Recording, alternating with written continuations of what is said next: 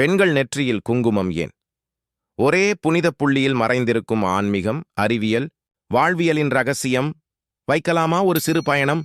நம் நெற்றியில் ஆஜ்ஞா சக்ரா, ஞானக்கண்ணின் துவாரம். அதை குங்குமம் தூண்டும், உள்ளுணர்வை திறக்கிறது, இறையருளை அணுக வைக்கிறது. திருமணமான பெண்களுக்கு திருமங்கை சீலத்தின் முத்திரை இதுவே. குடும்ப நலம், மன அமைதி, பாசப்பிணைப்பின் சிவப்பு ரேகை. இடையே சிவன் திரியே, மூன்றாம் கண்.